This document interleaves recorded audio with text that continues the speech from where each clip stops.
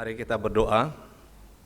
Kami sangat bersyukur melalui anugerah-Mu yang telah Tuhan berikan melalui kematian-Mu di kayu salib, akhirnya membawa kami kepada kehidupan yang kekal. Terima kasih karena Tuhan tidak melihat kami seberapa besar dosa yang telah kami lakukan, tetapi kasih-Mu lah yang membawa kami kepada kehidupan yang kekal. Kami sangat bersyukur Tuhan melalui keselamatan yang telah Tuhan anugerahkan bagi kami. Itulah yang membuat kami terus datang kepada Tuhan, memuliakan Tuhan dalam hidup kami. Karena itu Bapa, kami mohon Tuhan bertata di tengah-tengah kami saat kami kembali merenungkan firman-Mu. Roh-Mu yang kudus yang memberikan kami iluminasi sehingga kami semua yang hadir dapat kami memahaminya dan akhirnya kami dapat mempraktekannya dalam kehidupan kami hari lepas hari. Tuhan, berfirmanlah kepada kami, dan jika ada hal-hal yang mengganggu pikiran dan hati kami berdoa biarlah Tuhan menjauhkan dari tempat ini, dan biarlah hanya kuasa Tuhan yang bertahta di tengah-tengah kami. Berfirmanlah kepada kami Bapa, karena kami telah siap mendengarkan firman-Mu. Dalam nama Yesus kami berdoa, amin. Jemaat dipersilakan duduk.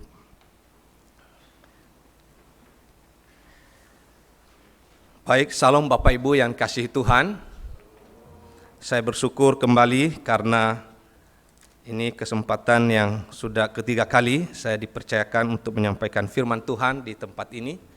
Selamat tahun baru bagi kita semua Bapak Ibu. Tidak terasa kita sudah masuk di minggu yang keempat. Dan itu semua adalah anugerah Tuhan bagi kita. Baik, Bapak Ibu yang dikasih Tuhan, mari kita membaca firman Tuhan dari Roma pasal yang ketiga, ayat yang ke-20. Mari kita membacakannya secara bersama-sama karena hanya satu ayat. Roma pasal yang ketiga, ayat yang ke-20. Demikian, sebab tidak seorang pun yang dapat dibenarkan di hadapan Allah oleh karena melakukan hukum Taurat, karena justru oleh hukum Taurat orang mengenal dosa. Sekali lagi Bapak Ibu yang kasih Tuhan, sebab tidak seorang pun yang dapat dibenarkan di hadapan Allah karena melakukan hukum Taurat, karena justru oleh hukum Taurat orang mengenal dosa. Nah Bapak Ibu yang dikasih Tuhan, tema yang disampaikan hari ini adalah malpraktik rohani. Ya, mungkin bukan hal yang asing istilah ini.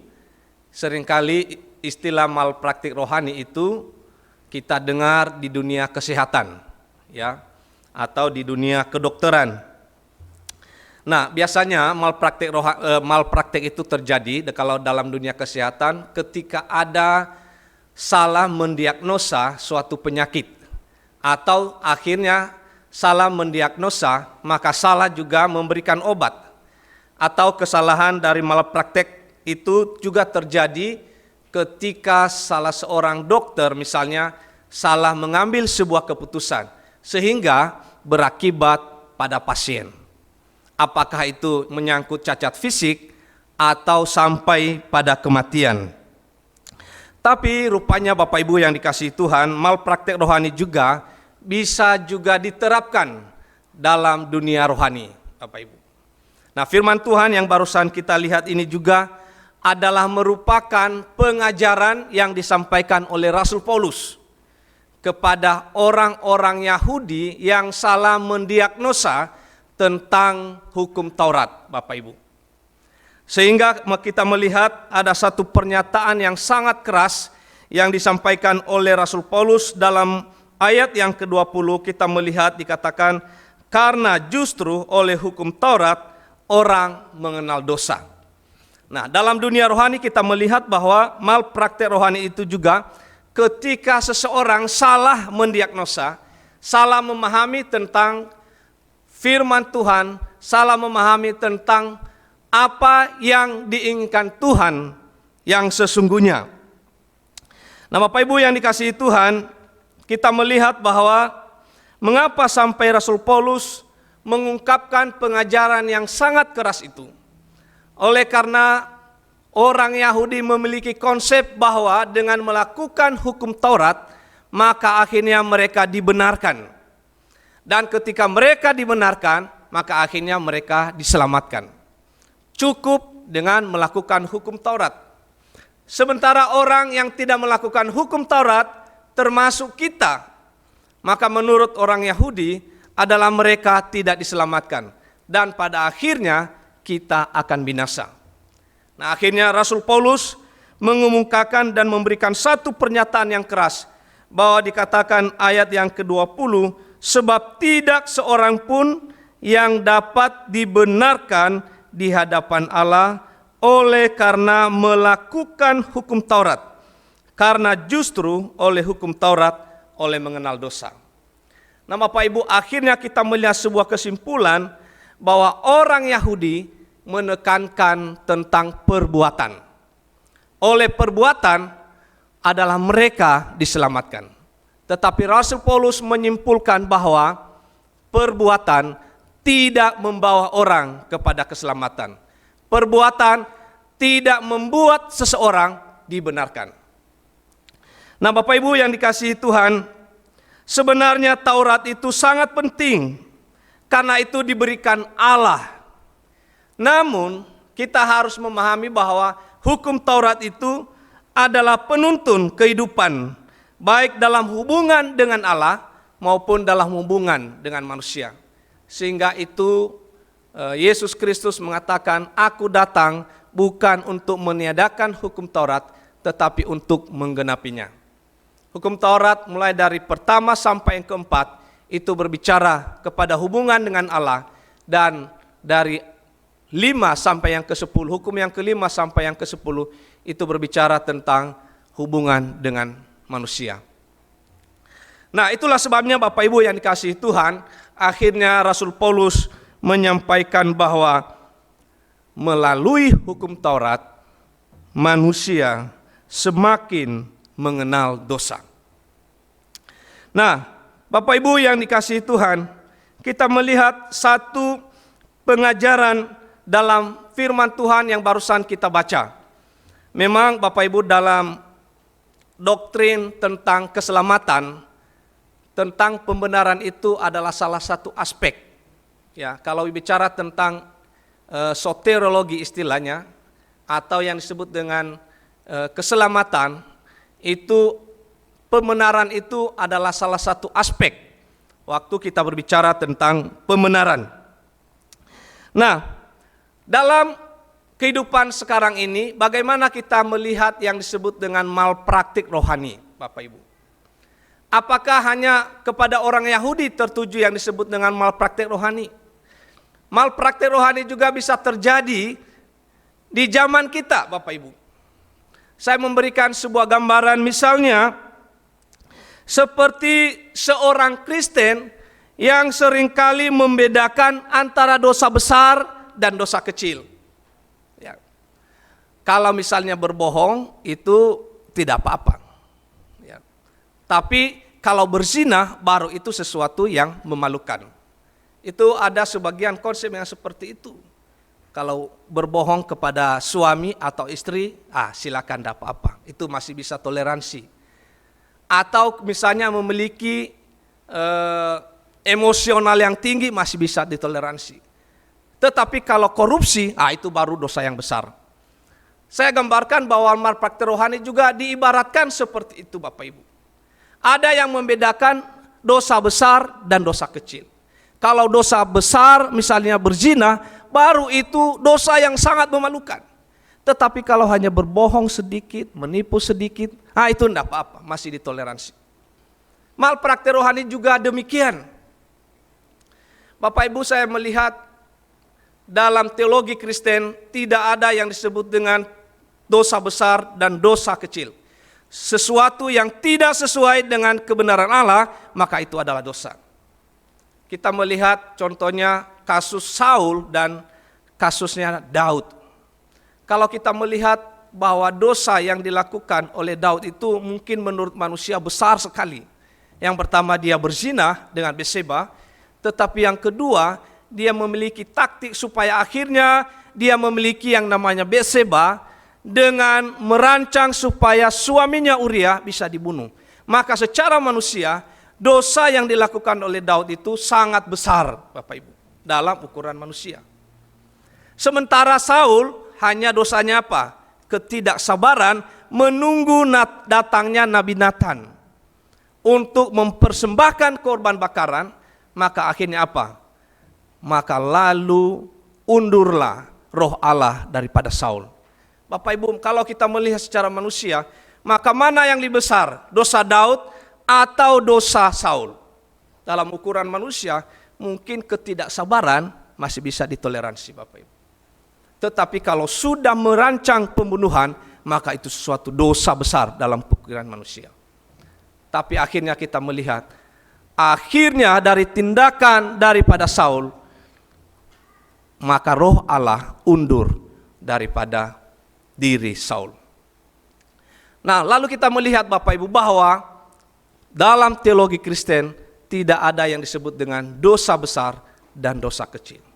Maka malpraktik rohani itu saya gambarkan seperti seseorang yang membeda-bedakan.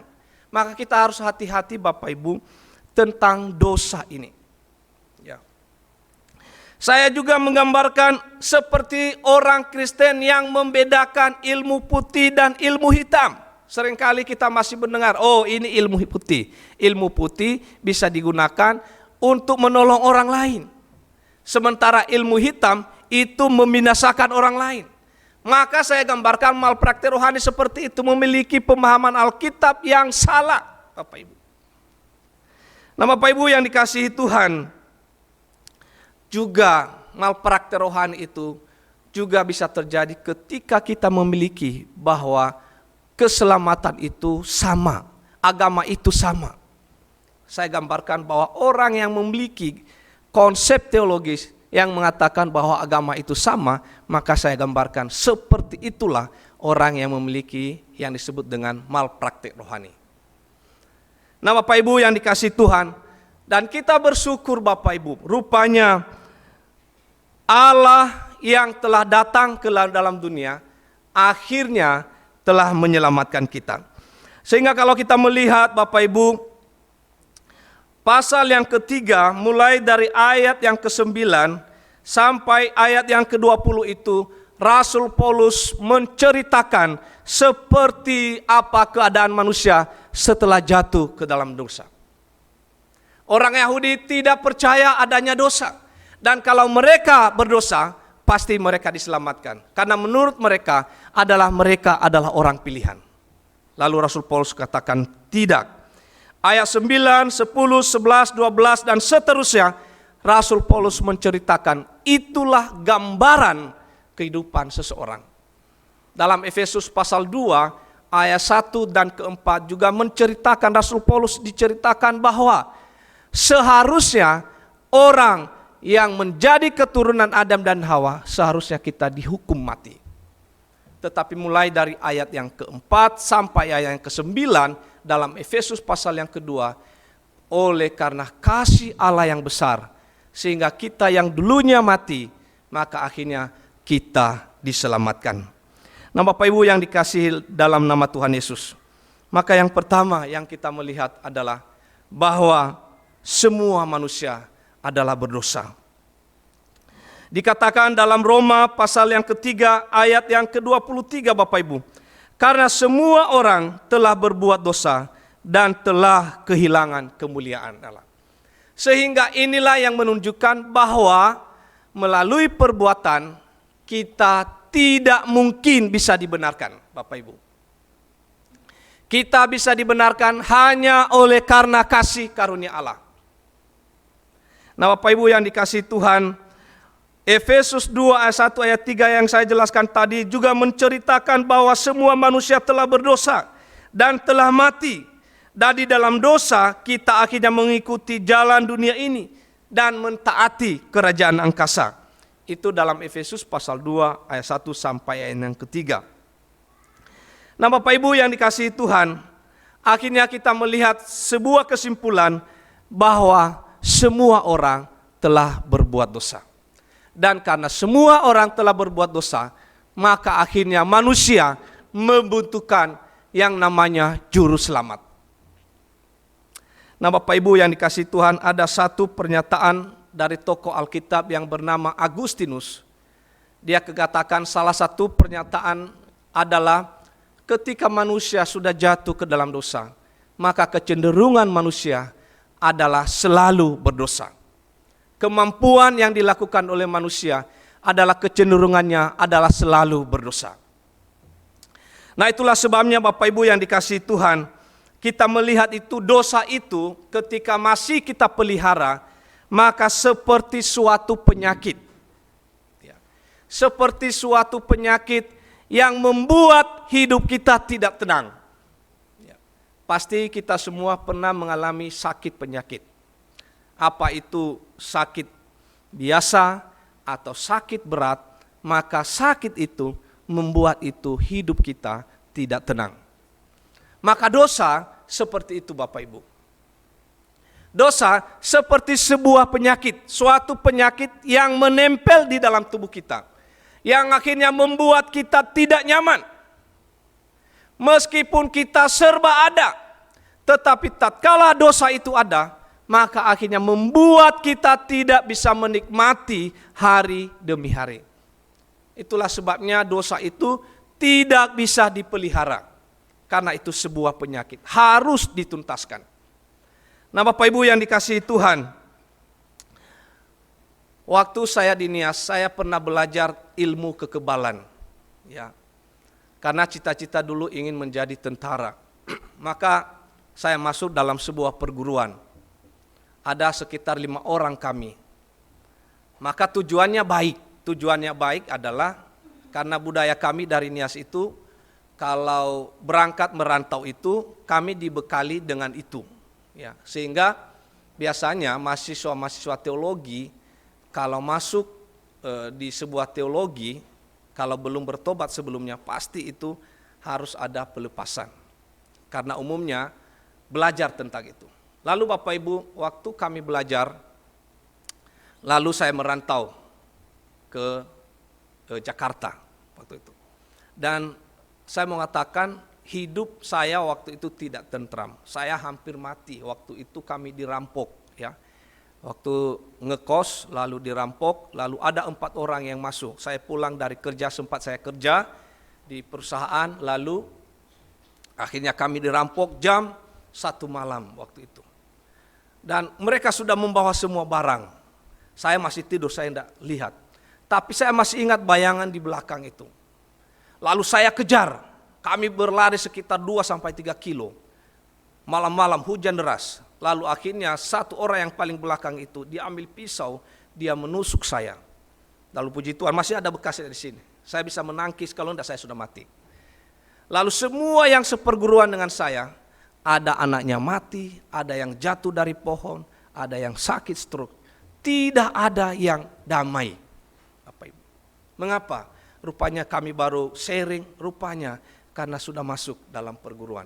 Ketika kita sudah menjadi orang Kristen, maka hanya Tuhanlah yang menjadi andalan. Setelah saya melepaskan semuanya itu, lalu sampai sekarang saya merasakan damai sejahtera. Saya pelayanan Kalimantan tidak ada yang mengganggu. Meskipun saya dibilang pasti Bapak punya ilmu yang kuat. Saya mengatakan tidak. Hanya Yesus Kristuslah yang penjaga, yang melihara hidup kita. Nah Bapak Ibu yang dikasihi Tuhan, saya gambarkan bahwa dosa itu seperti suatu penyakit yang membuat hidup kita tidak tenang. Mengapa Bapak Ibu? Dosa itu mengikat, dosa itu membelenggu. Sekali kita terlibat, maka kita diikat dan akhirnya kita tidak berdaya.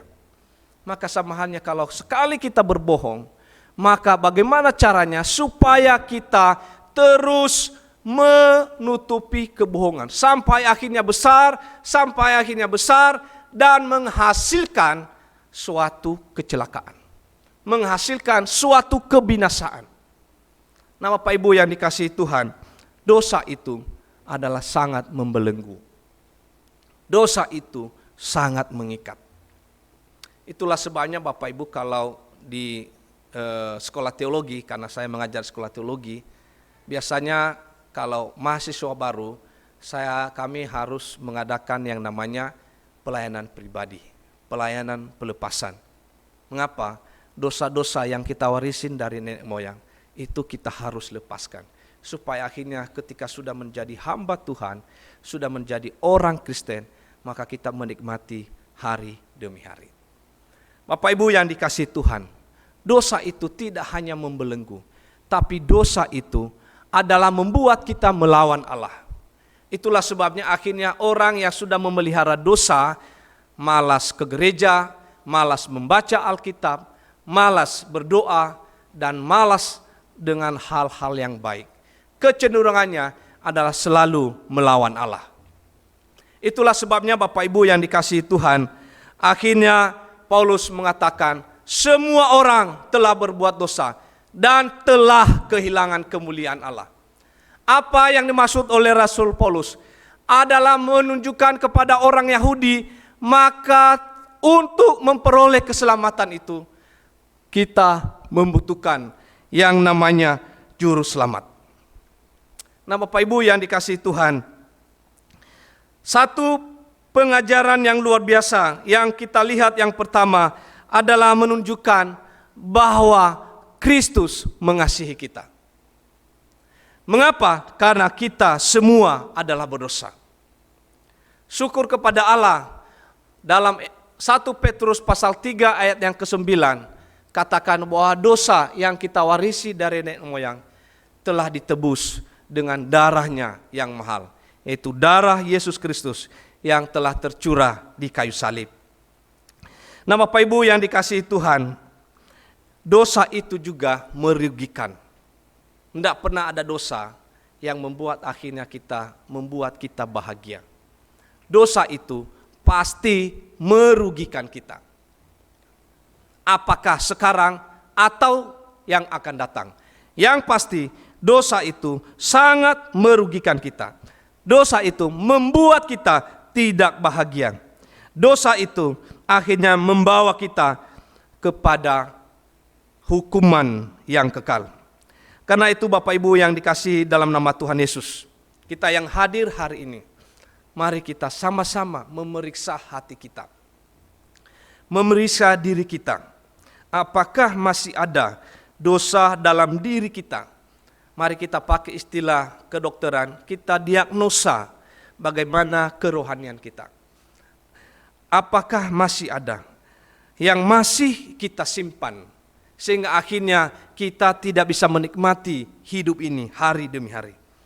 Kalau masih ada, mari kita memohon kepada Tuhan pengampunan yang datang daripada Tuhan. Sekali lagi, dosa tidak bisa diselesaikan dengan kita melakukan perbuatan baik.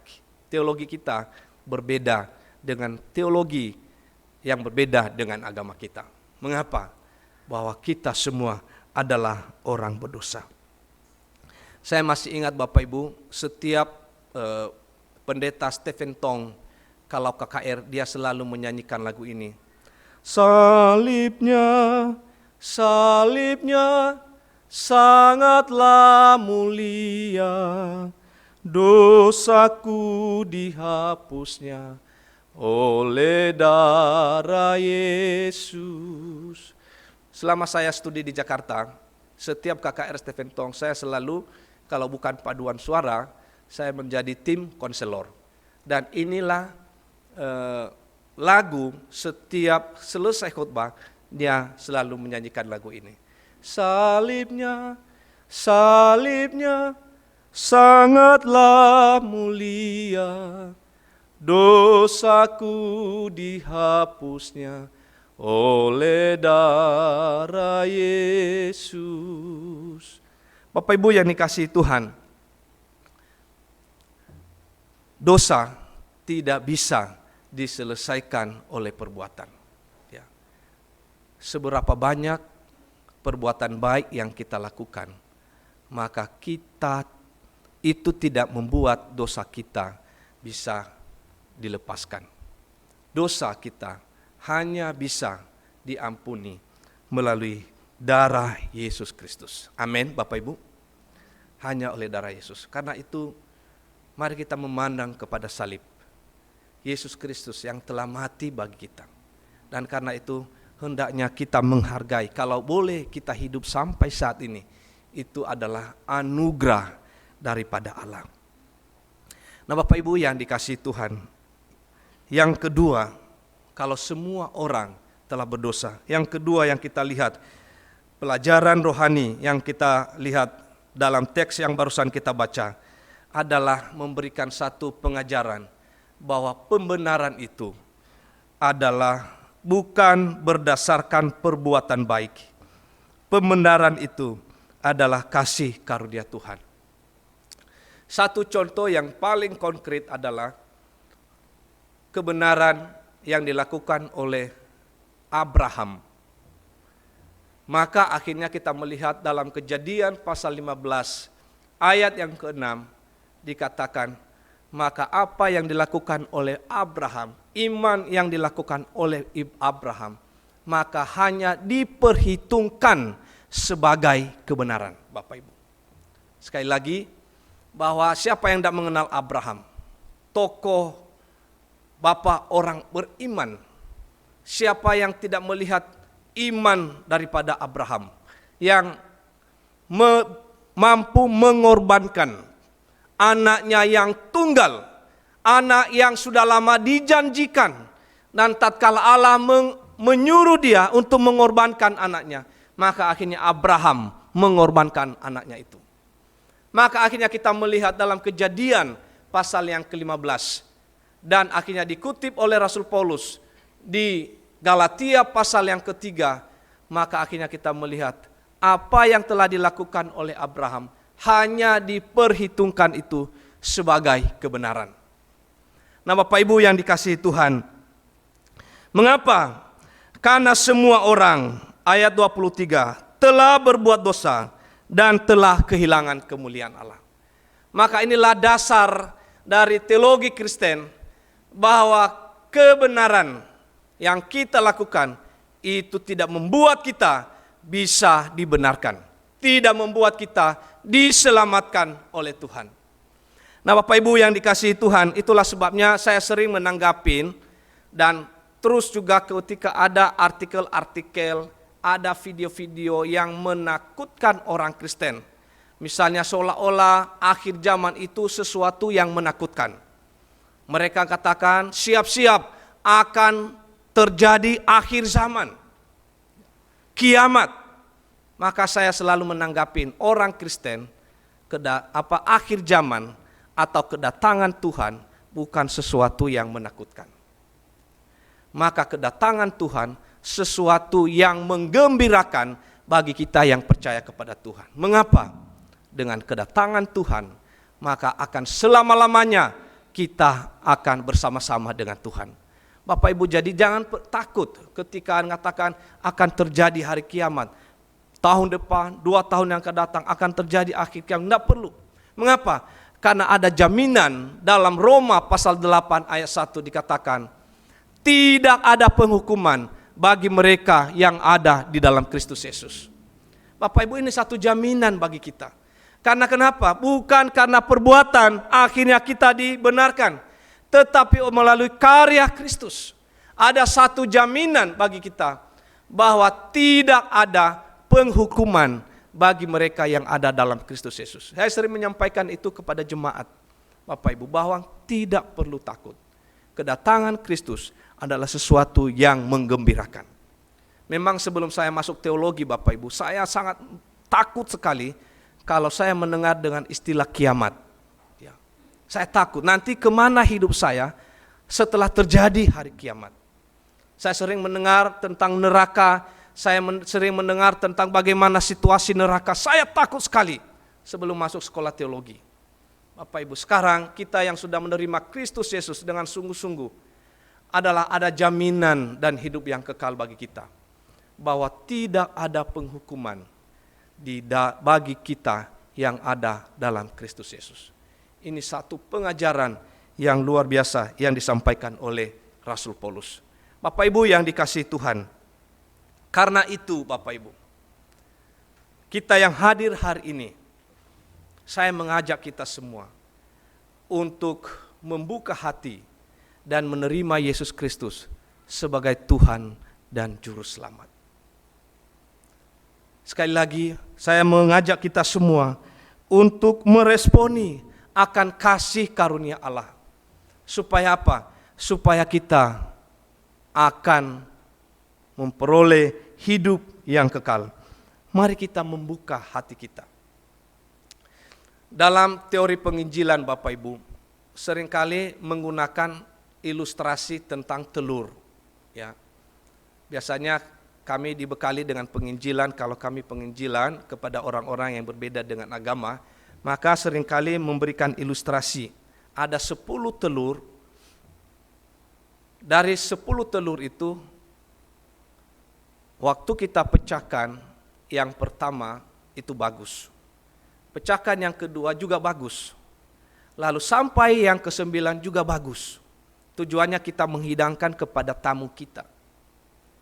Tetapi pada saat tiba giliran telur yang ke-10, maka telur yang ke-10 rupanya busuk, Bapak Ibu. Waktu telur yang ke-10 itu bercampur dengan telur yang baik tadi, maka itu menunjukkan itu tidak layak untuk kita berikan kepada tamu. Mengapa? Sudah terkontaminasi dengan telur yang 1 buah.